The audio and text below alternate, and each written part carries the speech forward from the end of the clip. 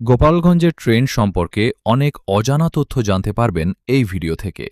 গোপালগঞ্জের ট্রেন যেদিন উদ্বোধন করা হয়, আমরা সেদিনই গোপালগঞ্জ থেকে একদম শেষ স্টেশন কমলাপুর পর্যন্ত ভ্রমণ করেছিলাম। গোপালগঞ্জ স্টেশন থেকে যখন ট্রেনে উঠলাম তখন কোনো সিট পাইনি। ভেবেছিলাম এভাবেই দাঁড়িয়ে দাঁড়িয়ে ঢাকা যেতে হবে। তবে ট্রেনটি গোপালগঞ্জ পার হতে হতেই দেখা গেল সিট ফাঁকা হয়ে গেছে। এমনকি এত বেশি সিট খালি ছিল যে যাত্রীরা নিশ্চিন্তে ঘুমিয়ে ঘুমিয়ে ঢাকা যেতে পারতেন। ঢাকা থেকে ফেরার দিনও একই অবস্থা ছিল। পুরো বগি প্রায় ফাঁকাই বলা চলে।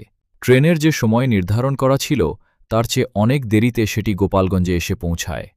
প্রথমে ভেবেছিলাম প্রথম দিন বলেই হয়তো দেরি হচ্ছে, কিন্তু যখন ঢাকা থেকে বাড়ির উদ্দেশ্যে রওনা হলাম তখনও দেখলাম ট্রেনটি কমলাপুর থেকেই ছাড়তে দেরি করছে।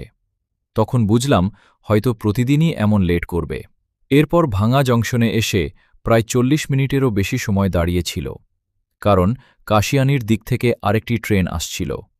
তবে আমার মনে হয় এই সময়ের মধ্যে ট্রেনটি কাশিয়ানী চলে যেতে পারত, কারণ ওই ট্রেনটি পার হওয়ার পর চালক যে গতিতে ট্রেন চালিয়েছেন তা বলার মতো নয়। মাগরিবের আজানের পর কাশিয়ানী জংশনে এসে পৌঁছালাম, আর ঢাকার কমলাপুরে গিয়ে পৌঁছালাম রাত 11:35। এছাড়া ট্রেনের ওয়াশরুমের অবস্থাও ছিল খুবই খারাপ। ওয়াশরুমের ট্যাপে কোনো পানি ছিল না, এমনকি দরজা আটকানোর ছিটকানি পর্যন্ত ছিল না। গোপালগঞ্জবাসীর আশা ছিল ট্রেনটি ফুল দিয়ে সাজানো থাকবে এবং একেবারে নতুন হবে, কিন্তু বাস্তবে দেখা গেল পুরো উল্টো দৃশ্য।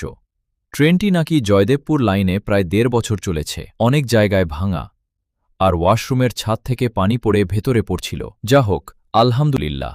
প্রবাদেই তো আছে, নাই মামার চেয়ে কানা মামা ভালো। গোপালগঞ্জ ১ আসনের মাননীয় সংসদ সদস্য আশ্বস্ত করেছেন যে আগামী ডিসেম্বরে এই রুটে আরও উন্নত মানের ট্রেন চলাচল করবে।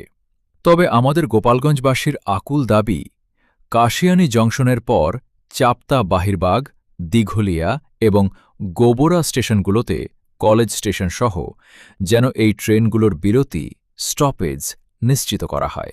এই গুরুত্বপূর্ণ স্টেশনগুলোতে ট্রেন থামলে গোপালগঞ্জের সাধারণ মানুষ, চাকরিজীবী, ব্যবসায়ী এবং বিশেষ করে সাধারণ শিক্ষার্থীদের যাতায়াতে এক যুগান্তকারী পরিবর্তন আসবে। যাতায়াত ব্যবস্থা আরও সহজ, এই অঞ্চলের অর্থনৈতিক সমৃদ্ধি বহুগুণে বৃদ্ধি পাবে।